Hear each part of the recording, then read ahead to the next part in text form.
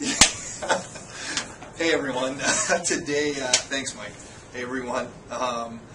Today we wanted to talk about a couple things that were in the Financial Post today, and there's two articles that got us thinking. The first is there's a couple surveys out that says Canada's economic growth is going to be pretty spectacular over the next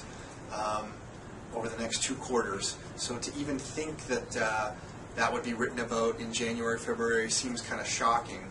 But there it is. So reports come out saying now that the economic growth in Canada, it was released by Merrill Lynch, and they're saying it's going to suggest that Canada is poised for a quarter or two of 10% growth.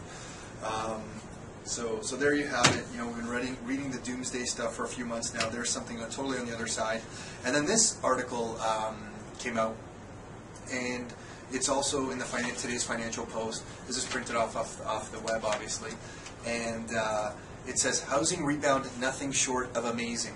And it goes on to say that June, so last month, was up 8.7% from the previous month and 7.9% higher than last June. So that is some big numbers. So June is basically one of the hottest Junes on record. And that kind of reflects stuff that we've been seeing in the market, especially in the starter home category. In June specifically, we lost as a team here a lot of deals to multiple offer situations. So those numbers, we can kind of see that on the streets. But here's what I want to talk to you about is that, you know, in December, January, so about 6 months ago, we could read nothing positive in the news. Everybody was scared to buy anything. Everyone was scared to buy stocks in financial companies, and to even think about buying a real estate investment property was crazy. And then now here we are 6 months later, and the economy is poised for great growth, and June was the hottest month ever, and if you owned property, you likely picked up some appreciation because of this stuff. And the point of all this is that you can't time the market. You can never time the market. All of this reminds me of a story we had a couple years ago with an older gentleman who came in to talk to us about some real estate investing strategies, and he shared that in the early 80s, he picked up, over the course of a couple of years, he picked up 15 properties, 15 different properties, and he held those properties, and I assume he still holds them, to when we were talking would have been 2007. So he had held those properties for what, I guess about 27 years. The mortgages were paid off. He was sitting on, I think he said it was something like $4 million in equity in those properties, something like that. And he was generating $15,000 to $17,000 a month in cash flow. So $15,000 to $17,000 a month in cash flow. Now here's the interesting part. He said that in the mid-'80s, everybody told him to sell the properties because the market was taking off and he should get out while the going was good. He ignored everybody and held the properties. In the early 90s, when the real estate market tanked, specifically in Ontario, when interest rates went up, there was 1 month in the early 90s, in 1 month interest rates went up almost 3%. GST came into effect and North American Free Trade came into effect.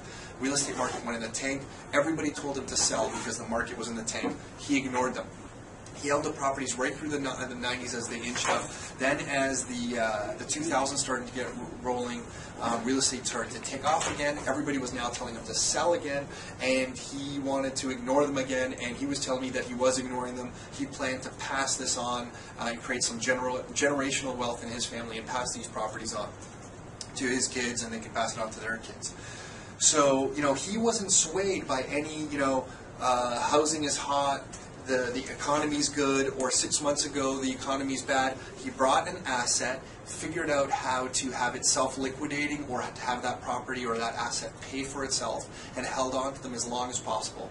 Now he's sitting on, he was mentioning it was around about $4 or $5 million in asset free and clear, in equity that he was sitting on, and $15,000 to $17,000 a month in cash flow that he was generating. So, you know, never try to time the market, something we always try to remind ourselves of.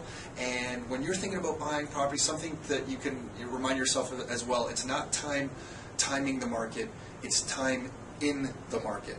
You know, someone, I can't remember who shared that with us, but it's a great strategy we're always trying to remind ourselves of, something for you to think of. Never try to time the market. Find a good asset that is self-liquidating. What we mean by that is that it pays for itself, and then try to keep your assets in the market as long as possible. So don't time the market. It's time in the market that counts. That's it for today. We'll talk to you next time. Hopefully you found that useful. Talk to you soon.